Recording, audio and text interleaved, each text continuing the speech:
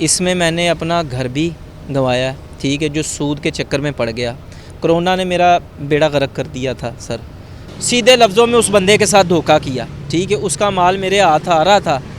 ये जुए वाले मुझे इतने परेशान कर रहे थे, हमारे पैसे दो, ये करो, वो करो, फ़लाँ करो। अपने भट्ट साहब हैं, उन्होंने 4 दिन पहले मुझे बुलाया कि मैं तुम्हें 5 लाख रुपया देता हूँ। मैंने सुसाइड नोटिस अपनी पॉकेट में डाला।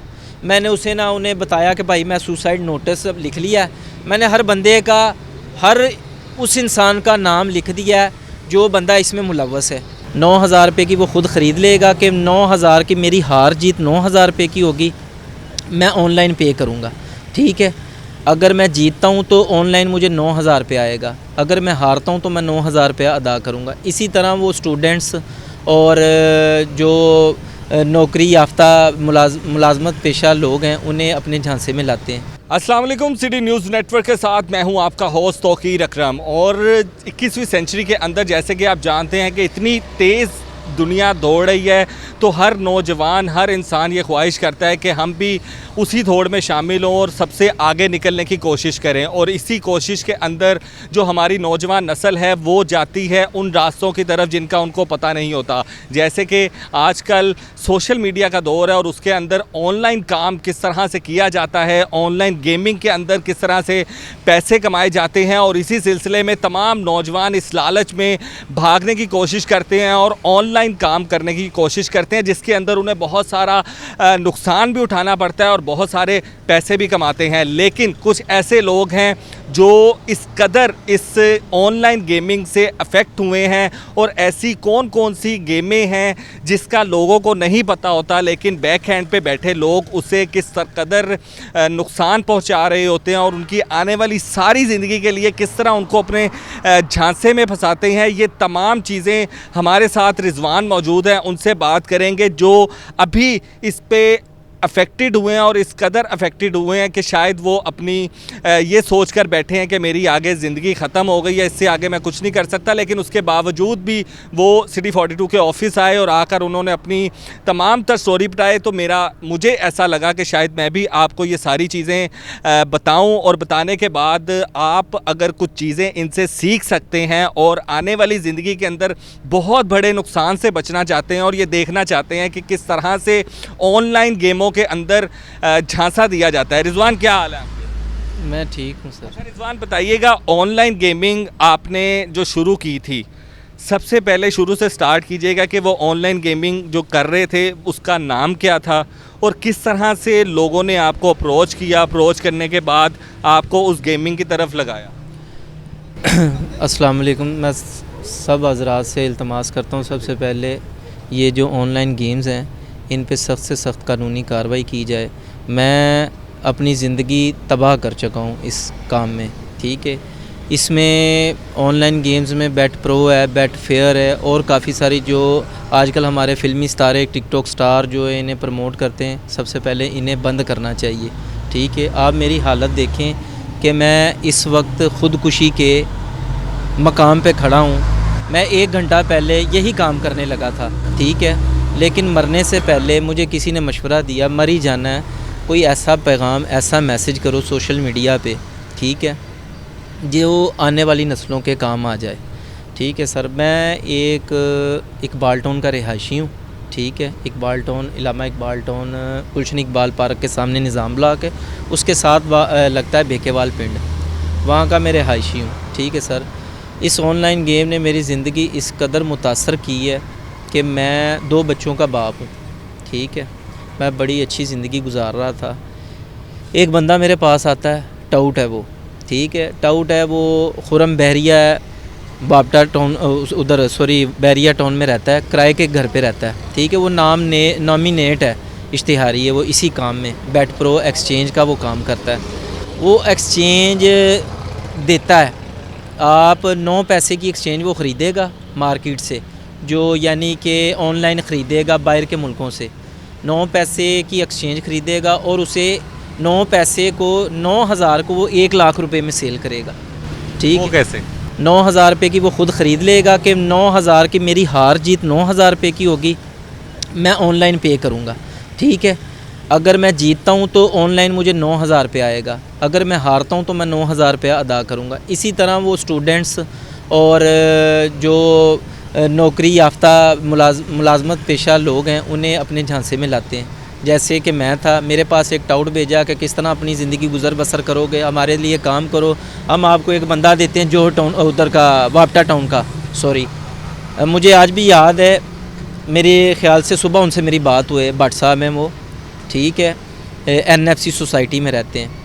वो बड़े अच्छे कस्टमर थे इनके, ठीक है। उन्होंने एक बंदे के साथ काम नहीं किया, हसन है, रज़ा है, काशफ है और जैन है, इसके अलावा और बाज़ नासर हैं। ये लोग आपको अप्रोच किस तरह से करते थे और ऐसी क्या चीज़ थी जो आपको देनी पड़ती थी, वहाँ पर पैसे जमा करवाने पड़ते थे, या क्या ऑफ़र्स आपको की थी जिसकी वजह से आप उस तरफ गए? सर इन्होंने मुझे ऑफ़र की थी, अगर आप मेरा 1 लाख का अकाउंट इस बंदे को दोगे ना तो मैं आपको 20,000 रुपया आपके अकाउंट में दूंगा, ठीक है। ये बंदे पेमेंट करेगा, उधार का अकाउंट सर उसका 9 पैसे की एक्सचेंज का 45,000 रुपये का बना, 5 लाख का उसने मुझे दिया। उसने कहा ये अकाउंट जाके सेल करके आओ। मैं उसे अकाउंट सेल करके आया हूँ, सुबह सेल किया, दोपहर 12 बजे उसका फ़ोन आ जाता है, यार मैं सारे पैसे हार गया हूँ, ठीक है। मैं उससे कहता हूँ कि यार भाई मुझे पैसे दें, मैं आपको और पैसे डलवा देता हूँ। मैं खुरम साहब से बात करता हूँ, खुरम साहब इस तरह ये निज़ाम चला है, वो तो हार गया।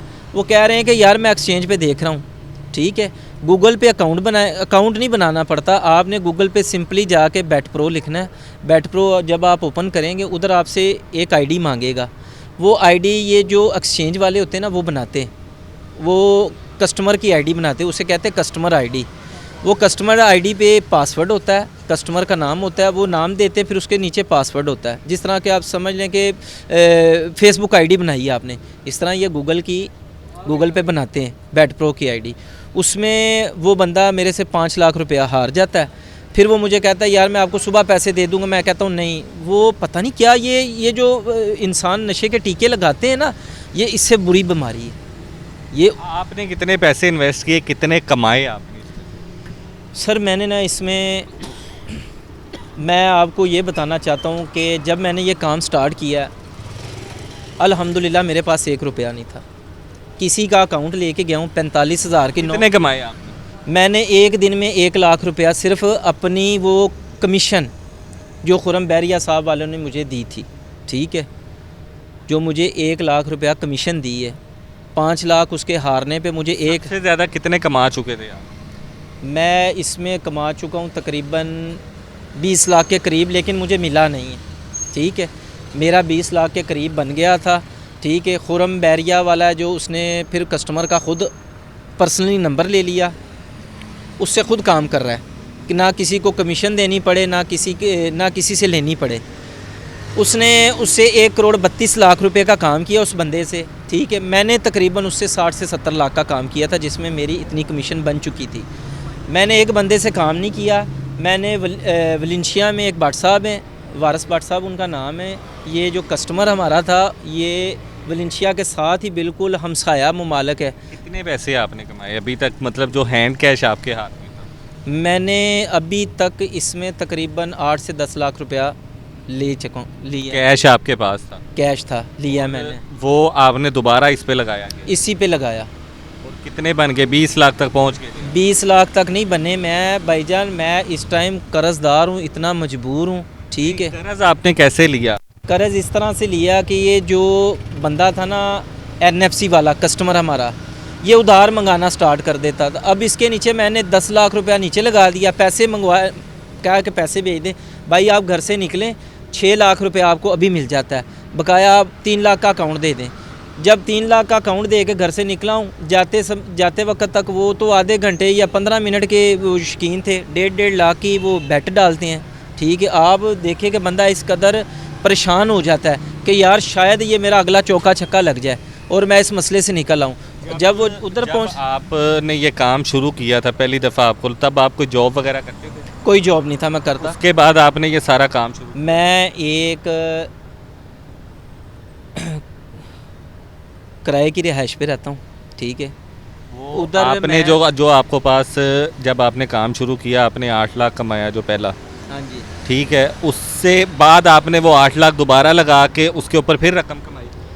उसके ऊपर मैंने रकम कमाना इस तरह स्टार्ट की कि खुरम बैरिया वाले ने ख़ुद से उसके साथ काम स्टार्ट कर दिया, जो मेन था हमारा डीलर पीछे, उसने खुद स्टार्ट कर दिया, बंदे का नंबर उसके हाथ आ गया। अब बंदा उसके साथ भी काम कर रहा है, 2-3 बंदे और हैं जिनके साथ काम कर रहा था। वो इधर क्या नाम लेते हैं, वलेंशिया के साथ ही एक सोसाइटी है, मुझे उसका नाम नहीं याद आ रहा। आप मैं उन बंदों की आपको नंबर भी अदा कर सकता हूँ, उनकी रिकॉर्डिंग्स भी मैं अभी ऑनलाइन उनके कॉल करूँगा, वो ये इकरार करेंगे। मैं उन्हें कहूँगा कि भाईजान मुझे अकाउंट चाहिए, ठीक है, वो आपको कहेंगे मैं बैंक में पैसे भेजेंगे या जायज़ कैश पैसा करेंगे। अगर आप वापस नहीं करते, एक दफ़ा अगर आपने पैसे मंगवा लिए हैं और आप वो पैसे वापस ही नहीं करते, गेम खेलते ही नहीं और लॉगिन ही नहीं होते, फिर? नहीं भाई, आप उन्हें पैसे अदा करेंगे, वो आपको अकाउंट देंगे, ठीक है, वो आपको अकाउंट देंगे, आप जीतेंगे। ये दुनिया का सबसे गंदा आपने कितना, अब आपने कितना, अब कितना लॉस हुआ है आपको, कितना? मैं इसमें मैंने अपना घर भी गंवाया, ठीक है, जो सूद के चक्कर में पड़ गया। कोरोना ने मेरा बेड़ा गर्क कर दिया था सर, बहुत ज़्यादा उसने, कोरोना ने मेरा बड़ा गर्क कर दिया था। उसके बाद मैं किराए के मकान पे आ गया, सूद पे पैसे उठा लिए, अपना घर गिरवी रख के कर्ज़ उतारता रहा। तब मैं जुए के काम में नहीं था पड़ा हुआ, वो कर्ज़ उतारा, घर गया, किराए पे ज़िंदगी पे आ गया, किसी ने मुझे छत दी, मैंने सीधे लफ्ज़ों में उस बंदे के साथ धोखा किया, ठीक है, उसका माल मेरे हाथ आ रहा था। ये जुए वाले मुझे इतने परेशान कर रहे थे, हमारे पैसे दो, ये करो, वो करो, फ़लाँ करो। जो अपने भट्ट साहब हैं, उन्होंने 4 दिन पहले मुझे बुलाया कि मैं तुम्हें 5 लाख रुपया देता हूँ। मैंने सुसाइड नोटिस अपनी पॉकेट में डाला, मैंने उसे ना उन्हें बताया कि भाई मैं सुसाइड नोटिस लिख लिया। मैंने हर बंदे का, हर उस इंसान का नाम लिख दिया है जो बंदा इसमें मुलव्वस है। अगर मेरे मरने से कोई एक घर भी बचता है ना, एक इंसान भी बचता है, तो ये मेरे लिए खुशकिस्मती है, ठीक है। आपने मरने की कोशिश तो फ़िलहाल नहीं करनी है, लेकिन यहाँ पर किसी ने सही कहावत की है कि जुआ किसी का ना हुआ। और यकीनन ये बात ठीक है कि अच्छा खासा एक इंसान अगर वो रोज़ी की तलाश में बाहर निकलता है और निकल के ढूंढता है, तो वो इस तरह के जाल में फंस जाता है, क्योंकि एक तो परेशानी है, दूसरा अवेयरनेस नहीं है। और इस वीडियो को बनाने का मकसद सिर्फ यही है कि उससे देखने वालों को अवेयरनेस आए और उन्हें पता हो कि आखिरकार अगर एक इंसान इस स्टेज पर पहुंचा है तो उसको देखने से वो सीखें और दोबारा ये चीज़ें करने की कोशिश ना करें। इस वक्त बहुत सारी नौजवान नस्ल इस काम में मुलव्विस है, लेकिन ये मिसाल रिजवान हमारे सामने बैठा है जो इस स्टेज पे पहुंचा हुआ है कि वो कर्जदार हो गया, अपना घर बेच दिया और हर चीज़ बेचने के बाद आज इंतज़ार कर रहा है और जाते जाते फिर भी ये मैसेज सबको दे रहा है कि कोई भी इंसान ऑनलाइन काम के अंदर इन्वेस्ट ना करे विदाउट एनी वेरिफिकेशन। और इसके बावजूद भी अगर कोई करेगा तो वो हाल आपके सामने रिजवान का आपके सामने है। और यहाँ पे ये स्टेज है कि वो इस चीज़ को लेके बैठे हैं और जो लोग थे वो पैसे खा कर बैठे हुए हैं और इंतज़ार कर रहे हैं कोई और आए। और इसीलिए तमाम लोगों से भी रिक्वेस्ट है कि इस तरह के किसी भी ऑनलाइन काम के अंदर इन्वेस्ट ना कीजिए। ऐसी स्टोरीज़ लेकर आपके सामने फिर हाजिर होंगे। अपने होस्ट तौकीर अकरम को इजाज़त दीजिए। अल्लाह हाफ़िज़।